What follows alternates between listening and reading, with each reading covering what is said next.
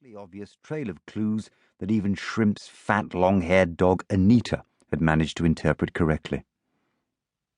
The sun was about to set when I arrived at 5 o'clock in the afternoon, but it was still light enough for me to observe my rather spectacular surroundings.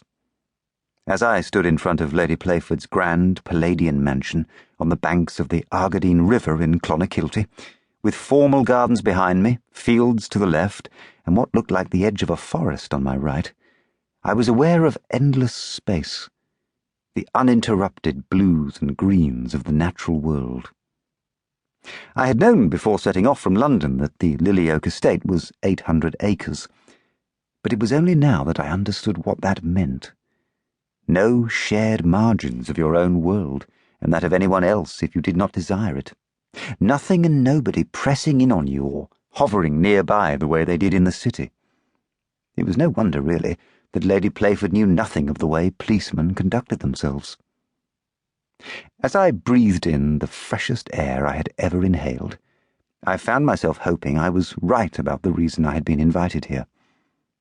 Given the opportunity, I thought, I would happily suggest that a little realism would significantly improve Lady Playford's books. Perhaps Shrimp Seddon and her gang, in the next one, could work in cooperation with a more competent police force. Lily Oak's front door opened.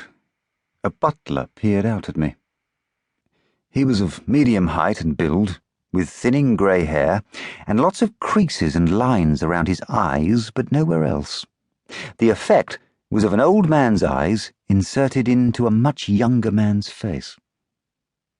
The butler's expression was odder still. It suggested that he needed to impart vital information in order to protect me from something unfortunate, but could not do so, for it was a matter of the utmost delicacy. I waited for him to introduce himself or invite me into the house. He did neither. Eventually I said, "My name is Edward Catchpole. I've just arrived from England. I believe Lady Playford is expecting me." My suitcases were by my feet. He looked at them, then looked over his shoulder. He repeated this sequence twice. There was no verbal accompaniment to any of it. Eventually, he said, "I will have your belongings taken to your room, sir." "Thank you," I frowned. This really was most peculiar, more so than I can describe, I fear. Though the butler's statement was perfectly ordinary, he conveyed a sense of so much more left unsaid, an air of, "In the circumstances, this is, I'm afraid, the most I can divulge."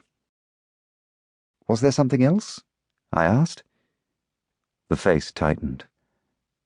"Another of Lady Playford's guests awaits you in the drawing-room, sir." "Another?" I had assumed I was to be the only one. My question appeared to repel him.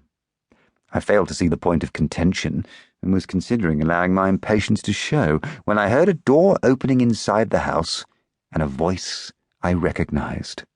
"Catchpole, mon cher ami." "Poirot?" I called out. To the butler I said, "Is that Hercule Poirot?" I pushed open the door and walked into the house, tired of waiting to be invited in out of the cold. I saw an elaborately tiled floor of the sort you might see in a palace, a grand wooden staircase, too many doors and corridors for a newcomer to take in, a grandfather clock, the mounted head of a deer on one wall. The poor creature looked as if it was smiling, and I smiled back at it. Despite being dead and detached from its body, the deer's head was more welcoming than the butler. "Catchpole!" Again came the voice. "Look here, is Hercule Poirot in this house?" I asked more insistently. This time the butler replied with a reluctant nod, and moments later the Belgian moved into view at a pace that, for him, was fast. I could not help chuckling at the egg-shaped head and the shiny shoes, both so familiar, and, of course, the unmistakable moustaches. "Catchpole! What a pleasure to find you here, too." "I was about to say the same to you. Was it you by any chance wanting to see me in the drawing-room?" Yes, it was I."